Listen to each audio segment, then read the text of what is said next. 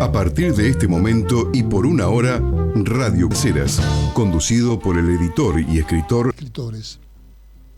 Así que es para nosotros realmente alentador que otros autores provengan de mercados tan lejanos como lo son Sudáfrica y en este caso también chino, donde estuvo el premio Nobel visitándonos, el señor Mo, y también John Coetzee, que también es premio Nobel, y una cantidad de escritores de Chile, de Paraguay, uruguayos, mexicanos, y también estuvo por acá una escritora de centroamericana que pronto vamos a comunicarnos con ella. Mientras tanto, les digo que la próxima semana, entre tantos escritores, voy a tener a Antonio Las Heras, un amigo de este programa, que ha presentado su nuevo libro, Doctor Orlando Canavesio, historia de la actividad pionera de un médico en el campo de la parapsicología. Y por otro lado, también Antonio ha lanzado La Revolución Interior, un libro que yo no titularía de autoayuda, sino de reflexión para la vida y sobre todo que parte a través de ejemplos. Señores, La Revolución Interior, la semana próxima lo tendremos aquí a Antonio Las Heras con sus 2 nuevos libros. Entonces vamos a la noticia.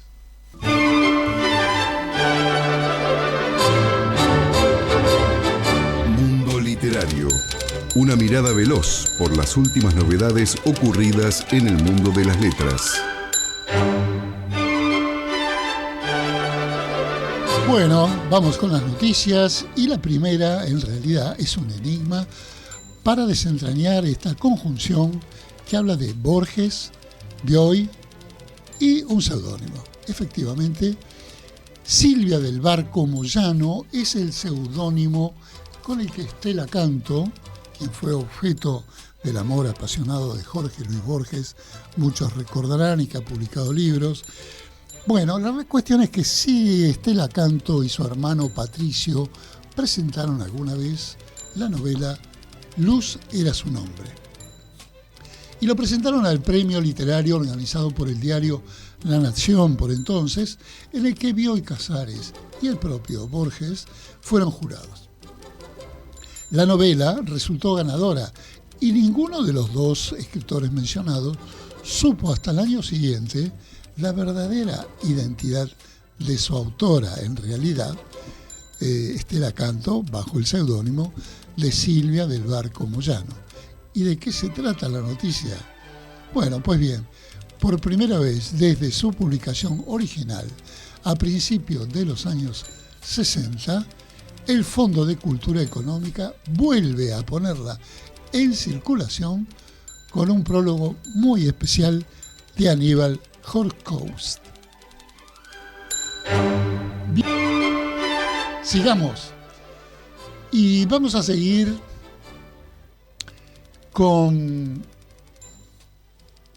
algo que ocurrió en la Feria del Libro, con la terminación de la Feria del Libro, que fue que, coincidente con el cierre de la Feria del Libro, terminaron los días de una editorial que yo vine a hacer por allá en los años 70, que es la editorial de La Flor, fundada por el amigo Daniel Divinsky, que también era muy amigo de otro común amigo, Jorge Álvarez, el gran editor, y que bueno,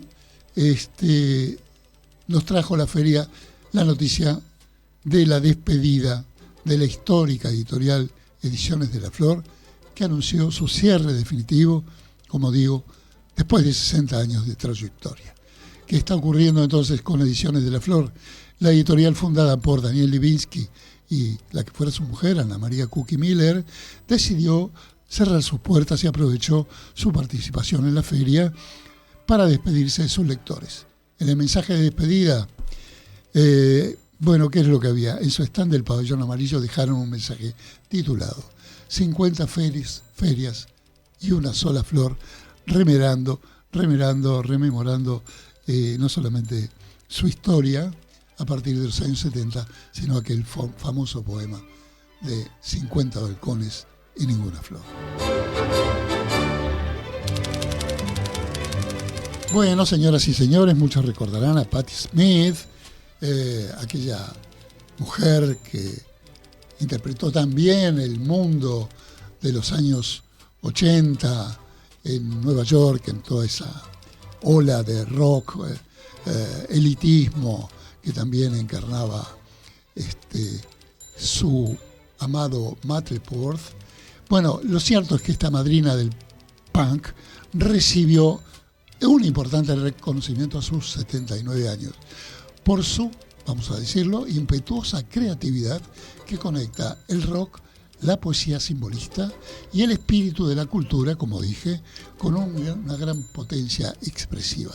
Esto fue lo que dijo el jurado sobre Patti Smith, que fue un personaje transgresor y disruptor de la segunda mitad de los años 70, vino varias veces a Buenos Aires, cuando formó parte de la escena protopunk neoyorquina. Ella tenía 20 años entonces, venía de vivir en París, y la ciudad era un lugar sucio y muerto, es decir, lleno de posibilidades.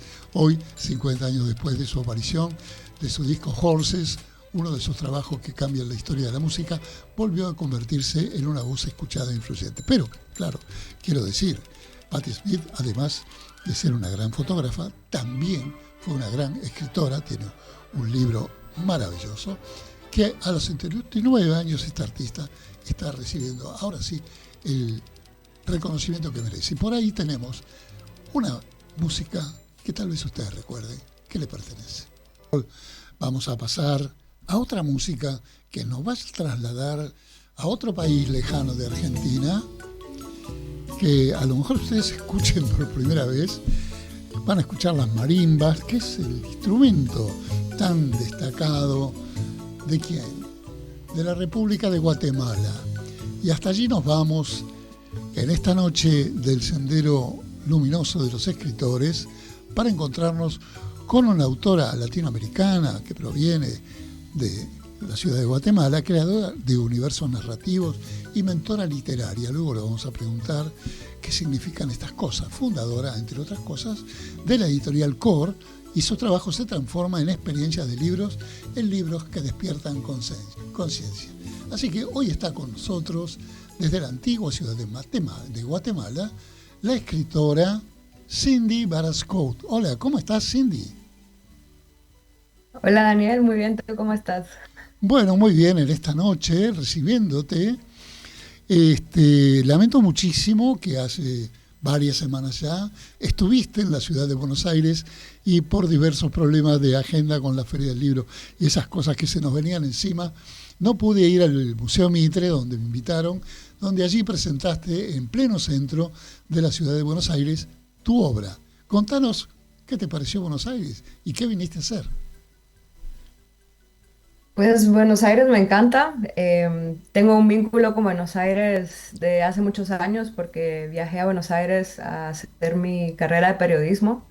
Entonces estuve viviendo 4 años del 2011 al 2014. De hecho, terminé impartiendo clases de inglés en un colegio por unos meses y pues tengo una conexión muy profunda con Buenos Aires. Es una ciudad que me encanta. Y pues fue un placer regresar, gracias a la invitación para presentar mi trilogía, no solo pues en el Museo Mitre, sino también estaba en la Feria del Libro de Buenos Aires. La verdad que la experiencia en el Museo Mitre fue, no me esperaba que hubiera llegado tanta gente.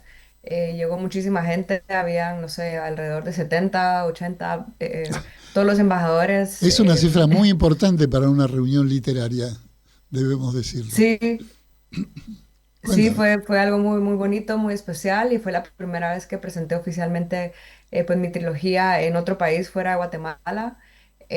Y también presenté un teaser de la trilogía que engloba un poquito lo que es difícil a veces hablar en poco tiempo lo que es tu obra, especialmente si son 3 libros. Entonces, lo que yo hice para prepararlo fue hacer un teaser, así como una Ujú. película, y pues eso creo que pudo transmitir un poquito más la esencia de lo que es mi país, Guatemala, ¿verdad?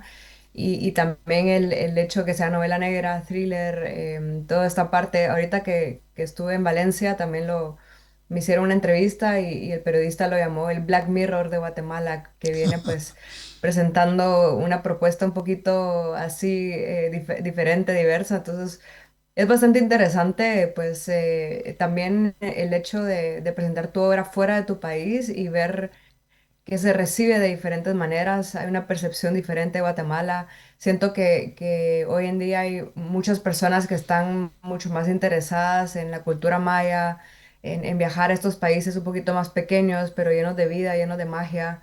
Tal vez no está tan popularizado como otros países, te diría Costa Rica o México, que se escucha un poquito más, pero las personas que llegan y hay mucho interés en tal vez en lo que tal vez no se ha explotado tanto, lo cual creo que es algo positivo.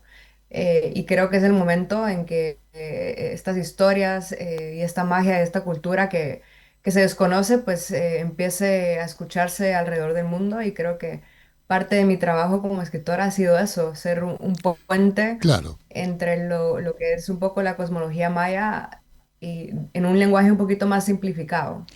Lo cierto es que estamos asistiendo en los últimos años a una explosión de la literatura, pero encarnado en mujeres. Y la verdad que veo con mucho gusto que escritoras como Marta Schweblin o bueno, otras de otros países como Allende y bueno, en este caso tuyo que estás viajando por Argentina y también por España, está hablando de un resurgimiento, mejor dicho, un surgimiento, un destape de la literatura visto con ojos femeninos. ¿Cómo ves esta relación con escritoras en Guatemala? Creo que no somos suficientes. Creo que hay muchas historias. Creo que yo podría decir que soy una pionera. Yo cuando crecí no tenía una referencia de una escritora que estuviese haciendo lo que yo quería hacer. Fue hasta el momento que yo me fui a Buenos Aires, dejé mi país y estuve 4 años en esta ciudad, que entendí que sí existía una infraestructura y que sí era un estilo de vida ser escritora. Para mí, ser escritora en Guatemala no lo podía ver tan como lo veo hoy porque No no está existía esa concebido, claro. infraestructura. Porque Exacto. te hago la O sea, pregunta, ¿es una sociedad todavía machista, digamos, que impide el ingreso a las expresiones artísticas a las mujeres? específicamente puede ser, pero creo que en general no es una cultura que lectora, iniciando por eso.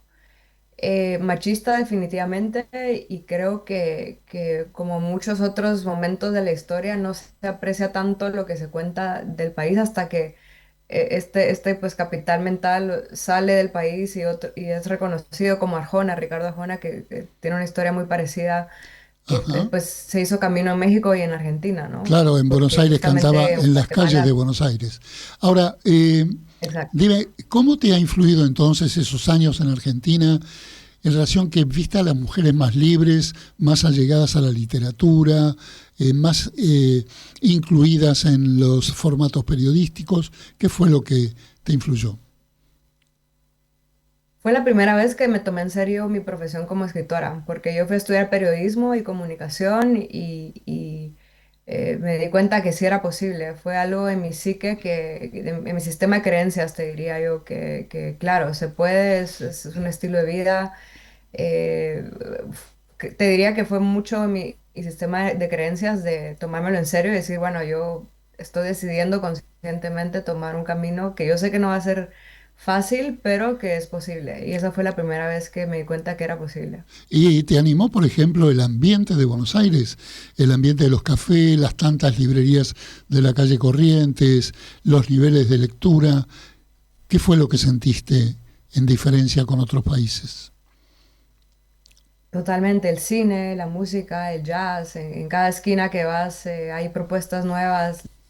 Siento que son ciudades donde la gente realmente sigue su pasión y encuentra esos espacios donde permite esa expresión, ese compartir, que creo que en Guatemala pues hasta ahorita está como surgiendo o se está como apreciando y valorando un poquito más esas propuestas locales, ¿no? Porque obviamente pues las internacionales siempre se han apreciado.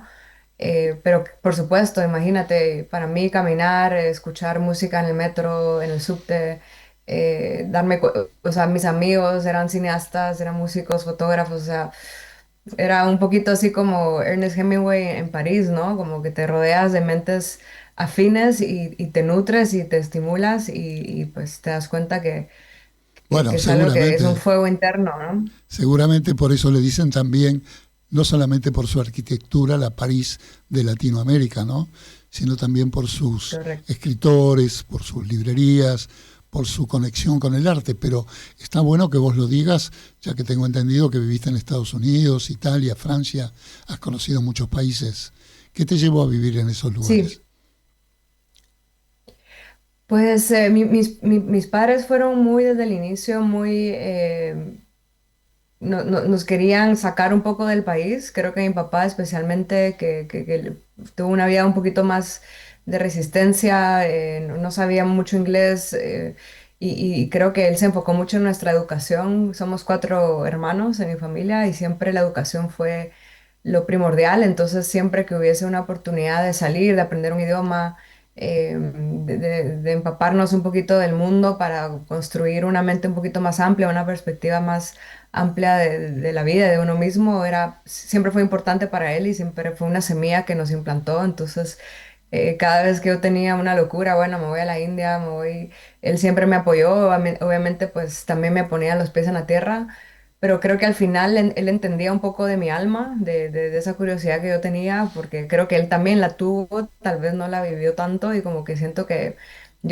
fui como un espejo, soy como un espejo y en mí vio esas ganas de irse a comer al mundo y creo que por eso siempre me ha apoyado y por eso pues he viajado, he tenido la fortuna de viajar.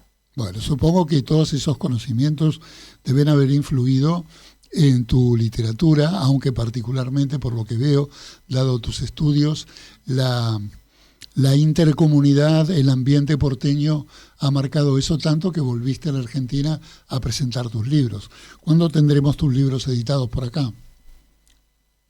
Ya están, bueno, fueron presentados en la distribuidora Wild Hunter, creo que así se Ah, dice. bien.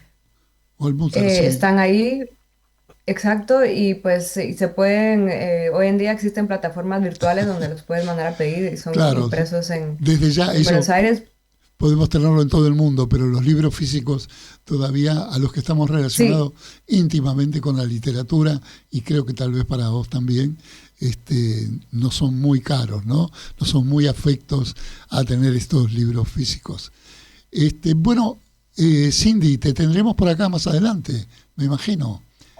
me encantaría volver, sí, me encantaría volver también a la Feria de Buenos Aires el próximo año y pues Bueno, al final esas son oportunidades muy ricas para hacer conexiones pues siempre hay que meterse en ese mundo para no perder la perspectiva de la importancia que es la literatura en el mundo. cuando vengas entonces, seguramente para la feria número 51 de esta prestigiosa serie de Buenos Aires, tal vez te podamos tener aquí directamente en el estudio de Radio Sería Cultura. un honor, Te mando un gran me saludo y encantaría, quedamos gracias. conectados para que nos envíes tus libros, tus producciones desde tu editorial y desde tu propia pluma. Gracias, Cindy.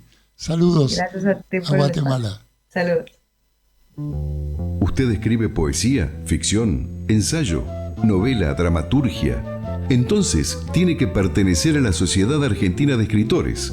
Lo esperamos para darle toda la información de lunes a viernes de 14 a 19 horas en nuestra sede de la calle. Sí, también leemos libros en pantalla, aunque preferimos los libros en papel. ¿Será que somos tan analógicos? Bueno, tengo aquí con nosotros a un escritor que nació en Buenos Aires, escritor, poeta y docente, reconocido por su narrativa breve, y su obra explora lo cotidiano atravesado por lo extraño y lo onírico, cosas de las que doy fe porque estuve leyendo su libro, que tiene un nombre que es un poco trabalenguas, tu último libro. ¿Cómo estás, Santiago Cray. Bien, muy bien, Daniel. Bueno, me Gracias. alegro de tenerte acá. Tu libro es el sonido de los... El sonido, el nombre de todos los sonidos del bosque. Mirá, El me nombre de confundiste todos los a sonidos mí del bosque. y no es difícil confundirme a mí. Pero sí. Me vas a acordar un libro que yo tengo, que se llama El otro lado de las palabras. Y entonces mucha gente me lo Bueno. decía de modos distintos, ¿no? Pero bueno, está aquí con nosotros Santiago, que fue finalista del premio Gabriel García Márquez de cuento, también escribió novelas como Castillos y libros de poesía. Pero hoy te tenemos por este libro del bosque, vamos a sintetizarlo. Y el libro del bosque es un libro que reúne cuentos, ¿verdad? Uh-huh. Leí el cuento inicial, justamente el que le da título al libro, y puedo comprobar allí que tenés una narrativa muy particular, en tiempos verbales también no usuales, y me llamó la atención que generalmente tus cuentos transmiten una idea del campo argentino, ¿no? De la gente conectada con los animales. Sí, bueno, en ese cuento en particular, sí, lo que decís de los tiempos verbales, bueno, es un cuento en el que alguien que está dormido, ¿no? Se cuenta que alguien que está dormido en algún momento se va a despertar y le van a pasar cosas. Entonces, hay una idea de un futuro posible. Es una mujer, está en el campo, pero a ese campo le dice bosque. Todo se presta a la confusión, desde el título hasta hasta el campo y el bosque. Pero bueno, eso es circunstancial realmente esto del interés. Los animales sí, viste que siempre, no sé, tal vez a los que escribimos, no sé si te pasa a vos, pero los animales siempre nos ofrecen como un punto de extrañamiento respecto de la realidad, un lugar a donde fijar la atención y no entender del todo qué está pasando, ¿no? Si uno mira mucho a un perro, si uno mira mucho a un hipopótamo, empieza a ver algo extraño ahí. Sí, seguramente también creo que el ambiente, por ejemplo, donde transcurre este cuento, que es el ambiente del campo, induce más a esa observación que estás comentando, ¿no? Porque es distinto el animal de campo que el animal doméstico, uh-huh. la típica mascota, ¿no? De lo animal se confunde con una especie de afecto prefabricado. Claro. Y en el campo los animales pertenecen a ese lugar. Sí, totalmente. Y nos mandan mensajes diferentes. De todos modos, no quiero adelantarme, porque en tu segundo cuento, uh-huh. O en otro cuento, no recuerdo bien, hay también la carneada de un animal. Uh-huh. Lo cual es ver a los animales también por dentro, ¿no? Uh-huh. En la bestialidad del hombre, en su necesidad de alimento. Pero continúa con tu idea de observación. No, bueno, en un punto lo estás continuando vos también. Uno a veces fija la mirada o fija la atención, ¿no? Escribir también es una forma de mirar las cosas. Y que en estos cuentos haya mirado el campo, haya mirado los animales, como te digo, es circunstancial. Yo no ni vivo en el campo ni tengo una relación muy cercana. Pero tenés un conocimiento. Yo que he estado mucho en el campo, uh-huh. Tenés un conocimiento muy cercano, y si es deductivo sería maravilloso. No, bueno, es más bien deductivo y también deriva tal vez de lecturas, ¿no? Recuerdo vos mandás a un personaje, un chico, sí. En el campo con una varita, pegándole los pastos secos en el camino a un galpón. Uh-huh. Y ese detalle de los pastos secos, del palito que siempre el campesino lleva, o el gauchito, o lo que fuera, no es un detalle al azar. Son detalles vívidos de lo que pasa en el campo. Sí, yo creo que leer también ayuda a mirar el detalle. ¿No? La formación lectora, esa especie de viraje de la mirada hacia el detalle, hacia lo mínimo, a veces deriva de esta especie de enfermedad de la mirada que desarrolla uno al leer, sobre todo poesía o ficción o lo que sea, a interesarse por las cosas, ¿no? A volcarse hacia las cosas. Y probablemente en las pocas ocasiones en las que yo estuve en el campo de chiquito o de más grande, pero siempre como un visitante, o sea, no como un habitante o alguien que estuviera ahí demasiado tiempo. Bueno, probablemente mirar a esas cosas desde ese lugar extrañado y desde afuera. Entonces ese afuera a veces permite ver el detalle más que si estás demasiado metido, demasiado cerca, ¿no? Lo que me contás me hace acordar a Hudson, el autor de un libro muy recordado y poco leído, que es Allá lejos y hace tiempo, que escribió todo su libro extraordinario. El poder de observación que tenía este hombre fue extraordinario, y lo tuvo en su adolescencia, porque se fue acá de 19, 20 años, y sin embargo escribió toda su obra en Inglaterra, describiendo el campo argentino como nadie lo ha podido hacer. Así que de algún modo tomó tu propio método, vos tomaste de él, claro, ¿no? De que aún en el extrañamiento, y en este caso en el exterior, y aún en otra lengua, describe el campo argentino de una forma maravillosa. Y vos, que me parece que sos un urbanita, por lo menos despertaste en mí esa mirada. Recuerdo también que hay unos chicos en este primer cuarto del bosque que están tirándole por joder botellas a unos patos que están en la laguna. Y me llamó mucho la atención que pusiste el acento en que los patos se fueron y cuando pasó todo volvieron a su lugar, ¿no? Como que todo permanece a pesar de la intervención nociva o benéfica de la gente. Como si de ellos fuera todo ese ambiente. Sí. Y tu personaje se queda ahí y va como parte de ese ambiente. Sí, hay una posibilidad de que las cosas cambien o de las cosas se modifiquen o que definitivamente pase algo, ¿no? Que a veces esa es la expectativa que genera un cuento o la expectativa que genera la expectativa. Digo, la idea que uno tiene de que en algún momento algo va a pasar y algo va a hacer que las cosas cambien, o que porque alguien tira una piedra el pato va a modificar su actitud ancestral. Y no necesariamente. Y estos son personajes que, puestos ahí y una vez haciendo lo suyo, me ayudaron a pensar un poco en eso, que les pasan cosas, podrían pasarle cosas extraordinarias, pero sin embargo le pasan un poco por al lado. Todo vuelve un poco siempre al mismo lugar, y las cosas se acomodan a su modo, mientras ellos tal vez creen tomar decisiones o toman decisiones a medias o se mueven en un mundo de decisiones acotadas. Esto es algo que pienso después de haber escrito, ¿no? Es como uno cuando se lee y se encuentra con eso que por supuesto, yo creo que los escritores cuando escribimos vamos en la neblina y claro, después sale la luz. Después de las 11 de la mañana, digamos. Claro, después vemos que había ahí. Y vemos que había, ¿no? Tal vez sean monstruos, tal vez cosas maravillosas.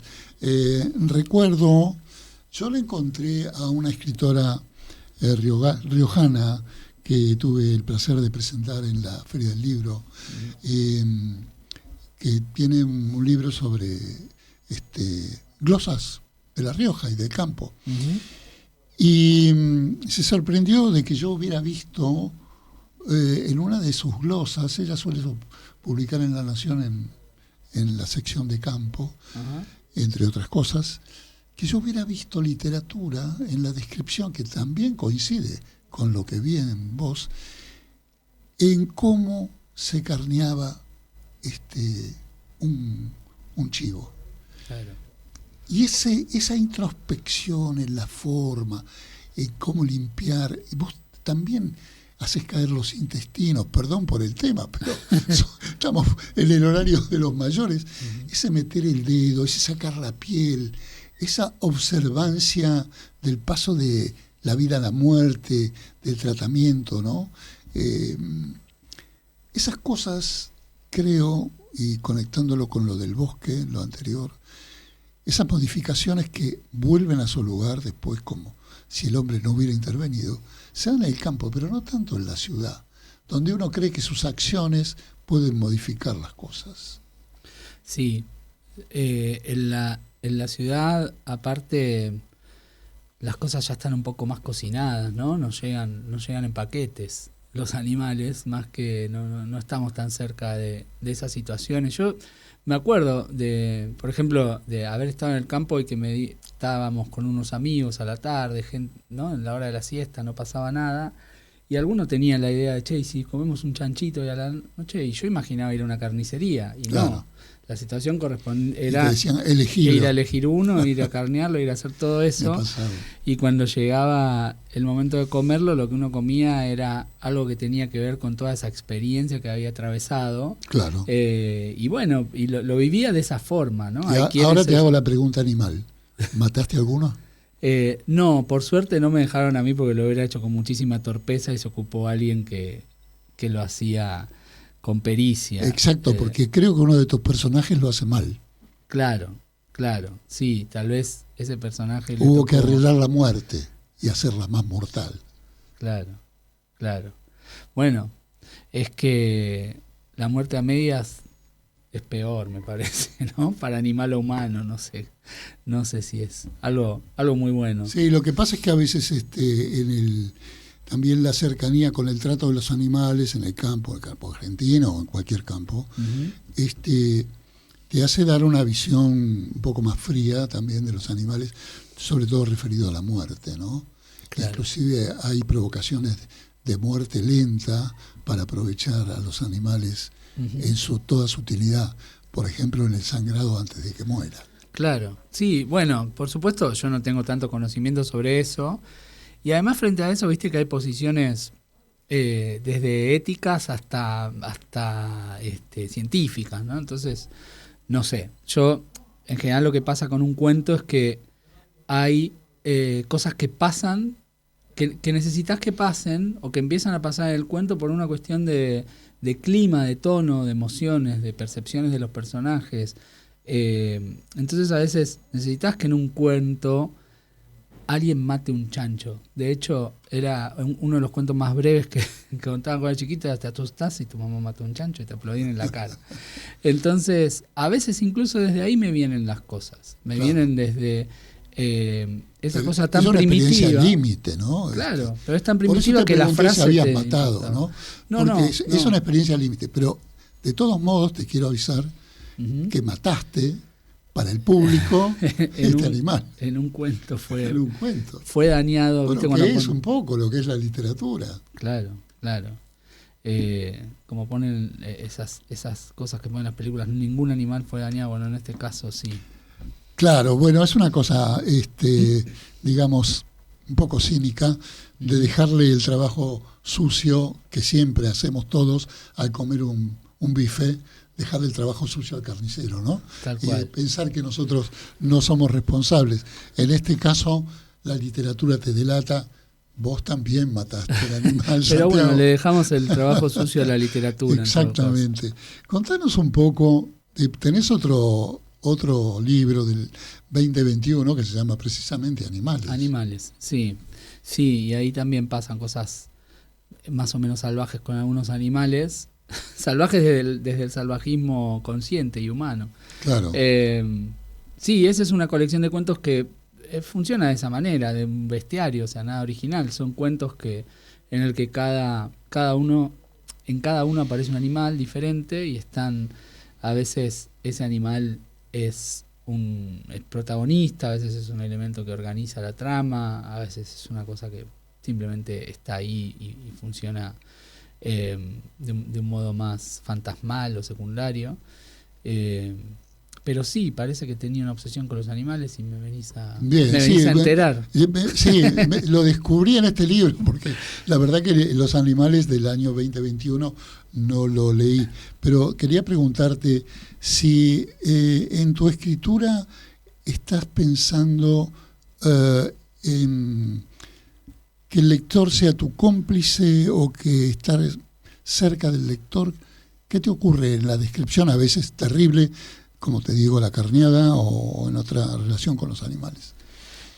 Mira, yo pienso la escritura como una voluntad de comunicarme, ¿no? de estar con otros. La literatura, la escritura en sí mismo es ejercicio, para mí es un ejercicio de de ir a buscar el diálogo, sobre todo de ir a buscar a alguien que complete con su mirada, con su escucha, con su Bien. lectura, eso Exactamente, que es lo yo que escribo. presumía. Entonces, la verdad es que esas reacciones de los demás no las anticipo, ni trato de inducirlas ni manipularlas. Trato de ser sincero con lo que a mí me generan las cosas que voy escribiendo y en última instancia mi conciencia es la de que no hace falta que me quieran todos, ¿no? Digo, es como No va a ocurrir igual. salir a buscar, claro, salir a buscar con quién hablar a través de un libro es para mí como, bueno, salir a buscar amigos, o no a buscar, sino a encontrar. Y en general, bueno, tendemos a reunirnos con quienes tienen cierta afinidad, a quienes les resultamos interesantes, quienes nos resultan interesantes a nosotros. Y mi expectativa o mi deseo respecto de quién pueda leer lo que escriba, y tiene que ver con eso, con ir al encuentro de gente que me aporte miradas a Claro. mí. Descubro en tus cuentos estas cosas con los animales o estas cercanías, pero también me pareció que hay como una intencionalidad poética, inclusive en la descripción de los ambientes, como que no te alejas demasiado de la metáfora poética describiendo escenarios, o a esta chica que es protagonista Ujú. del libro primero del Cuento del Bosque. Sí, hay, por supuesto, ¿no? Otros cuentos en los que no hay animales o no hay campo. Hay no sé, un chico que se sube a una hamaca y se empieza a hamacar para batir un récord mundial de Sí, ser el que claro. más se hamaca. Después hay otro que, bueno, trabaja en un canal de televisión como productor y tiene que resolver algunas cuestiones con un especial de Reyes Magos en el que termina involucrándose esto era demasiado. el remero, ¿no? ¿Verdad? El remero. Bueno, pero... Bueno, eso era el ambiente del tigre, no era el campo, pero es el ambiente del tigre. Pero en todos, yo la verdad es que, de hecho, a mí en general cuando me gusta un autor o un autor, tiende a darse esa coincidencia de que en algún momento escribieron poesía o están vinculados de alguna manera a la poesía. Para mí la escritura que a mí me gusta, en general, tiene una base vinculada con la poesía. Yo no me engancho tanto con una... Me encantan las tramas muy bien armadas y me gusta mucho leer algún buen policial que a lo mejor tiene un lenguaje en el que no se utilizan demasiados recursos poéticos ni nada, pero sobre todo me gusta eso. Entonces asumo que lo que tiendo es a imitar lo que me gusta y bueno, y voy por ese lado, pero Claro. sí, definitivamente hay como una cosa más, una búsqueda más en la palabra. En la Bueno, forma. uno de los recientes premios Cervantes, Gamoneda, gran Ujú. poeta, dice que la poesía no es un género literario, que la poesía es anterior a todo y que inclusive es anterior a la escritura, que la poesía es oral, que la poesía está en uno, en las palabras y aún en la vista y en la mente de uno. Y que los géneros literarios como que son cosas menores, ¿no? Las novelas, los cuentos, los ensayos son cosas menores. De todos modos, si no fuera un género, si fuera un género literario, de todos modos sería el primero de todos, porque primero fue la poesía. Ujú. Yo entiendo que a veces inclusive la novela me parece que tiene que ver más con la época, con la industrialización de la literatura a través del libro, y que probablemente desaparezca la idea de la trama en la cual fingimos creer que nos están contando una historia, que es como decía del teatro Borges, ¿no? Decía que hay gente arriba del escenario que hace una cosa y nosotros fingimos que le creemos y estamos ahí en una ficción de todo el mundo y para ponernos felices y contentos. Ujú. Pero bueno, tenés otros libros y Sí. estás teniendo una carrera dentro de la literatura argentina joven, por lo menos esto es lo que me refirió cada vez que me pongo a leer sobre vos, pero también estás dando talleres literarios. ¿Cómo es el tema? Sí, bueno, de eso hago y eso hacemos muchos, ¿no? Por lo menos de mi generación de escritoras y escritores, muchos damos talleres literarios, porque hay mucha gente que quiere escribir, hay mucha gente que le gusta escribir, mucha gente que le gusta juntarse con otra gente a escribir. ¿Es un club social el club? Tiene algo de club social, como es un club social todo en la vida, digo, ¿no? Porque, bueno, se conoce gente, se relacionan, pero yo creo que hay no sé, en mi caso me parece que es algo que funciona muchísimo para adquirir determinadas aptitudes que necesitas para escribir, que tienen que ver con la humildad, con la escuchar a los demás, bien. Con la paciencia, con abrirte también a para el cosas. que da el taller, ¿no? Para el que da, sobre todo, pero también para aquellos que... Para el otro. Bueno, vamos a tratar de ir a un jingle o a un separador o publicidad que todos necesitamos en este programa, que pertenece a la Sociedad Argentina de Escritores. Atrévete a vivir en plenitud, el nuevo libro del doctor Antonio Las Heras.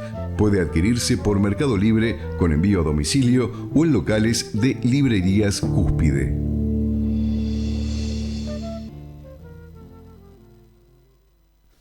Bueno, estamos acá en esta noche recorriendo el sendero de escritores que hoy nos trajo a este señor amante u observador de los animales en su libro, vamos a sintetizar, Sobre el bosque, Santiago Craig. Y bueno, Santiago, yendo ya porque me advirtió el operador que nos queda poco tiempo, sobre todo porque tengo un final que no te lo voy a spoilear, pero que tiene que ver contigo. Bueno. Y lo tuve por acá, me lo anoté en el teléfono, porque no me lo anoté en los papeles, pero bueno, voy a ver si lo recuerdo.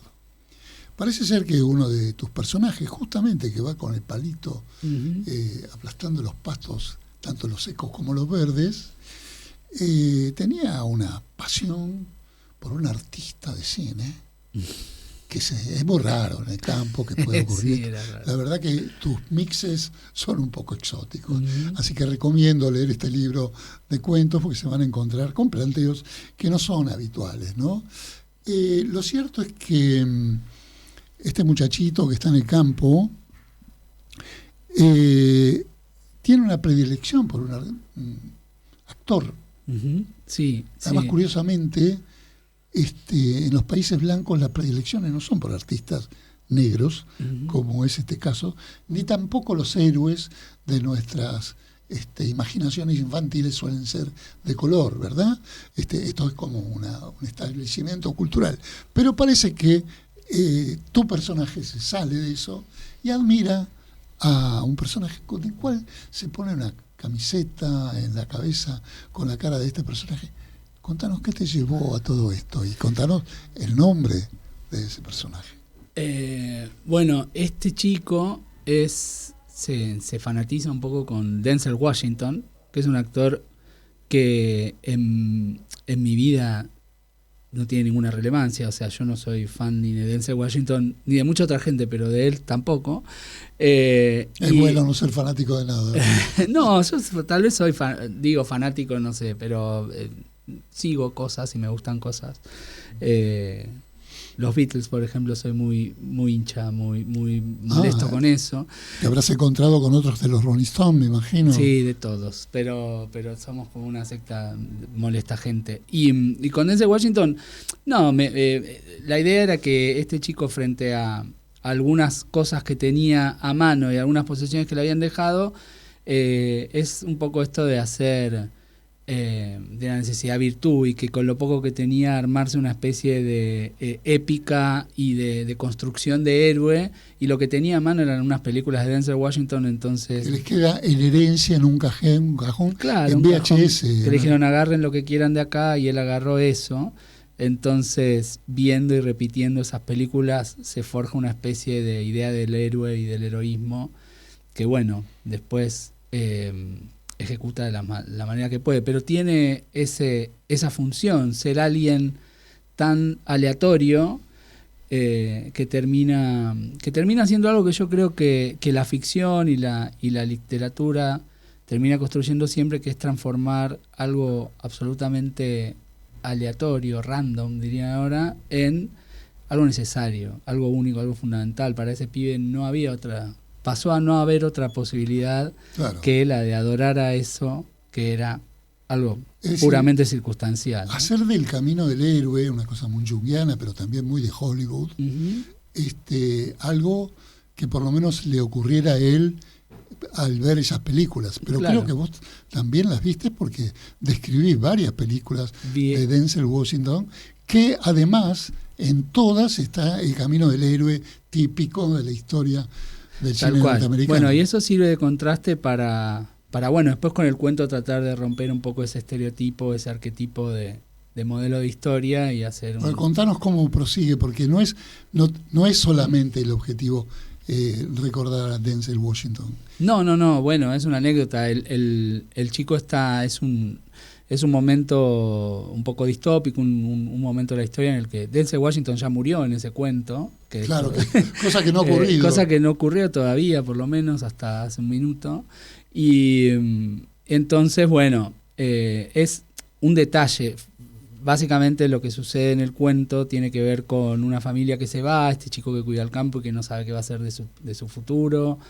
Y bueno, y en esas circunstancias, nada, hay un evento específico en el cuento en el que él podría enfrentarse como Denzel Washington a tener que tomar una decisión heroica y bueno, y hacer lo que puede o lo que salió. Muy segundo sombra toda esta historia, hablando de campo, pero compruebo que nuevamente estás desarrollando tus escenarios en los ambientes se ve que tengo un gaucho un gaucho interior que estaba saliendo. Bueno, entonces tenía algo reservado para vos, Santiago Cray, que utilizaste la figura de Denzel Washington como recurso estilístico. Ajá. Y creo que este efecto Denzel lo vamos a mostrar ahora, mezclándolo con el jazz, ya que te gusta la música, los Muy Beatles. Bien. Y había una frase por ahí que vos dijiste: la desgracia que no habla murmura en el fondo del corazón. Y esto lo vamos a ver ahora, porque yo siempre cierro el programa con un video o una música o algo así. Y quiero que veamos juntos, con nuestros amigos y contigo, una escena de Denzel Washington haciendo de músico, porque toca la trompeta pero no toca. Claro. Es decir, también él está haciendo ficción y literatura. Gracias y mucha suerte con tu libro Los misterios del bosque. Gracias, Santiago. Gracias a vos. Hasta el martes que viene.